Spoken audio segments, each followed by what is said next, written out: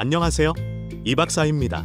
오늘 여러분과 함께 나눌 주제는 정리운동, 즉 운동 후 반드시 거쳐야 할 마지막 단계에 대한 것입니다. 많은 분들이 준비운동도 했고 본 운동도 잘 마쳤는데 굳이 정리운동까지 해야 하나요? 라고 생각하실 수 있습니다. 하지만 결론부터 말씀드리면 정리운동은 선택이 아닌 필수입니다. 준비운동을 하지 않으면 근육이나 인대의 손상 등 부상의 위험이 커지지만 정리운동을 소홀히 할 경우에는 심각한 생리학적 문제가 발생할 수 있으며 심한 경우 생명까지 이를 수 있습니다. 즉, 정리운동은 단순히 몸을 푸는 것이 아니라 신체를 안전하게 평상시 상태로 되돌리는 중요한 생리적 과정입니다. 그래서 이번 시간에는 정리운동을 반드시 해야 하는 이유, 그리고 정리운동을 하지 않았을 때 신체에 어떤 생리학적 위험이 따르는지 최신 운동 생리학 연구를 바탕으로 명확하고 이해하기 쉽게 설명해 드리겠습니다. 시작하겠습니다. 정리운동을 반드시 해야 하는 이유 중 첫 번째이자 가장 중요한 요소는 바로 심폐기능의 회복입니다. 이는 단순한 피로 해소를 넘어 생명과도 직결된 핵심적인 생리학적 과정입니다. 최근 들어 마라톤을 취미로 즐기는 일반인들이 크게 증가하면서 마라톤 대회는 더 이상 엘리트 선수들만의 영역이 아니게 되었습니다. 그러나 이러한 대중화와 함께 결승선을 통과한 직후 심정지로 쓰러지는 안타까운 사고들이 국내외를 막론하고 지속적으로 발생하고 있습니다. 실제로 최근 미국 오리건주에서 열린 하프마라톤 대회에서는 23세의 젊은 참가자가 결승선을 막 통과한 직후 심정지로 사망하는 사고가 발생해 큰 충격을 주었습니다. 이는 결코 예외적인 사건이 아닙니다. 다수의 사례에서 심정지 사고가 눈동 도중이 아니라 운동 직후에 집중적으로 발생한다는 공통점이 발견되고 있습니다. 이처럼 수십 년간 마라톤 대회에서 유사한 사망 사고가 반복되자 조나단 김 박사를 비롯한 연구진은 마라톤 경기 중이 아닌 경기 직후 발생하는 심정지 사례에 주목하게 되었습니다. 그래서 이들은 해당 현상의 원인을 과학적으로 규명하고자 2010년부터 2023년까지 약 13년에 걸쳐 전 세계 풀마라톤 및 하프마라톤 완주자 총 2,931만 명을 대상으로 한 대규모 분석 연구를 수행하였고 그 결과를 2025년 국제학술지에 게재하였습니다.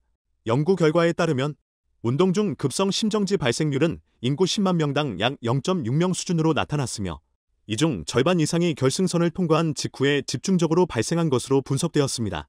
이는 단순히 예외적인 사고가 아니라 운동 종료 직후 심정지가 반복적으로 발생하는 명확한 생리학적 패턴이 존재하고 있음을 입증한 것입니다.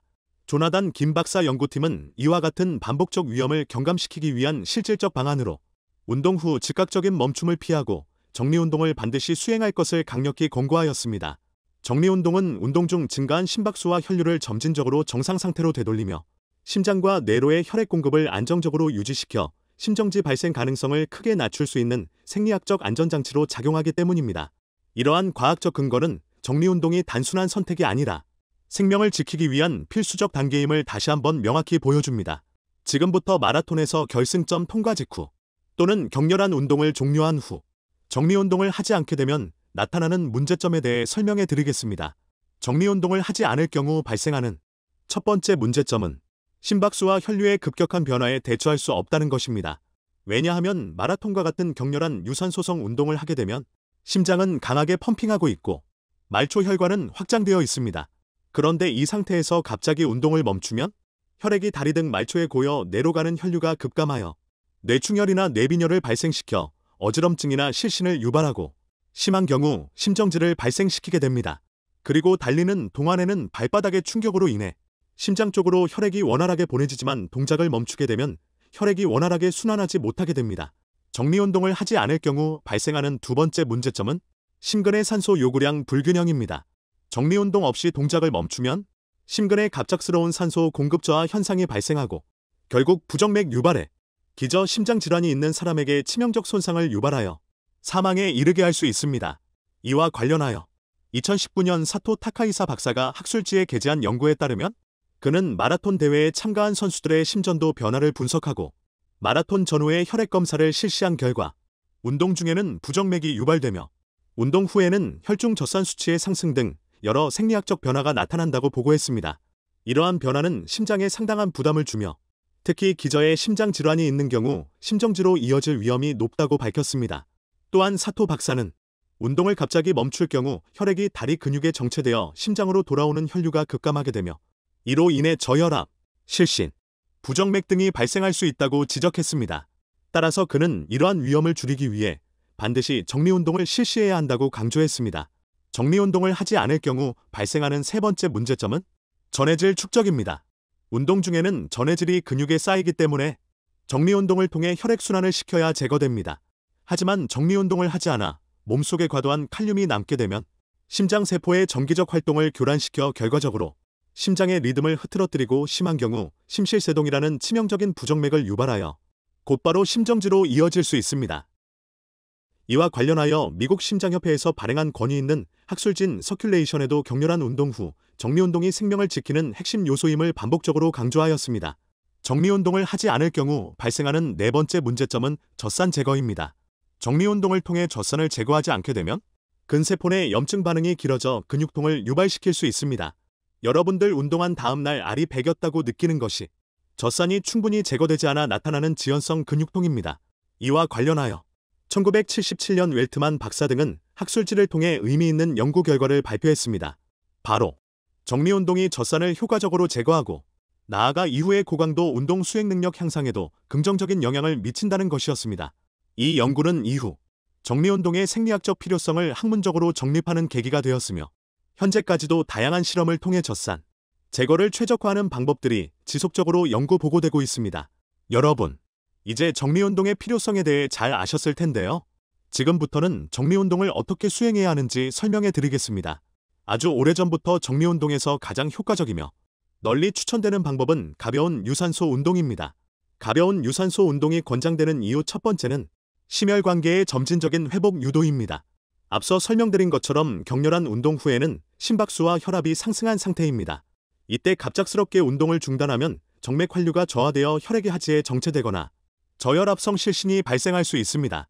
하지만 가벼운 유산소 운동은 근육 펌프 작용을 지속시켜 혈액을 심장으로 돌려보내고 심박수를 점진적으로 낮춰 심혈관계의 부담을 안전하게 줄이는 데 도움을 줍니다. 둘째, 젖산 및 대사산물의 제거를 촉진합니다. 고강도 운동 시 생성되는 젖산과 수소이온은 근육 피로의 주요 원인입니다. 하지만 유산소 운동을 통한 능동적 회복은 젖산을 에너지원으로 다시 사용하게 해주기 때문에 혈중 젖산 농도의 제거 속도를 안정 회복보다 2배에서 3배 이상 빠르게 해줍니다. 셋째, 교감신경에서 부교감신경으로의 전환을 촉진합니다. 고강도 운동 중에는 교감신경계가 활성화되어 심박수와 혈압이 증가한 상태가 됩니다. 하지만 저강도 유산소 운동을 통해 회복을 진행하면 자율신경계의 균형이 회복되면서 부교감신경계가 점차 우세해지도록 유도됩니다. 이 과정은 심박수 회복 능력을 향상시키며 장기적으로는 심혈관 건강 지표 개선에도 긍정적인 영향을 줍니다. 마지막 넷째, 근육 내 혈류 재분포 및 산소 재공급을 돕습니다. 운동 직후에도 근육의 대사 활동은 계속되기 때문에 산소 공급이 지속적으로 필요합니다. 가벼운 유산소 운동은 모세혈관 확장 상태를 유지시켜 근육에 산소와 영양분을 공급하고 노폐물 제거 및 회복을 촉진하는 데 효과적입니다. 이와 관련하여 1972년 허머슨 박사 등이 학술지를 통해 유산소 운동을 통한 동적 회복이 젖산을 훨씬 빠르게 제거하고 근육통 및 피로 회복에 효과적이라고 보고한 이후 유산소 운동을 통한 동적 회복은 정리운동 방법의 기초 기준으로 자리 잡았습니다. 그리고 다양한 실험을 통해 회복 방법의 효과를 비교할 때 유산소 회복 대비 효과를 기준으로 삼는 관행이 정립되었습니다. 다시 말해 다른 회복 방법의 효과를 평가할 때 유산소 회복과 비교하여 어느 정도 차이를 보이는지를 중심으로 평가되어 온 것입니다. 이제는 정리운동으로 유산소성 운동을 회복 방법으로 활용해야 한다는 사실을 알게 되셨을 겁니다. 반면 어떻게 해야 하는지 궁금해지셨을 텐데요. 그런데 운동 방법은 생각보다 간단합니다. 학문적으로는 최대 심박수의 약 40에서 60% 수준으로 운동하라고 권장하지만 굳이 그렇게까지 정확하게 맞출 필요는 없습니다. 호흡이 서서히 원래대로 돌아올 수 있도록 대화가 가능한 강도로 가벼운 조깅이나 트레드밀 달리기, 천천히 제자리에서 뛰기 또는 낮은 강도로 사이클을 타는 등의 운동을 해주시면 됩니다. 그리고 운동 시간은 보통 5분에서 10분 이내가 적당합니다. 더불어 운동 후 회복 방법으로 반신욕, 전신 마사지, 발 마사지, 사우나 등 다양한 방식에 대한 연구가 진행되어 왔고 일정 부분 효과가 입증된 것도 있습니다. 하지만 저는 이러한 방법들에 대해 실질적인 효용성이 낮다고 판단하기 때문에 권장하지 않습니다. 또한 운동 후 회복을 위해 스트레칭을 하면 근육통을 예방할 수 있다는 연구 결과들을 근거로 스트레칭을 권장하는 분들이 계신데요. 메타 분석 결과들을 보면 스트레칭의 효과는 미미하거나 거의 없는 수준으로 나타났기 때문에 저는 굳이 권장할 필요는 없다고 생각합니다. 자, 오늘 수업은 여기까지입니다. 여러분 하나만 꼭 기억하세요.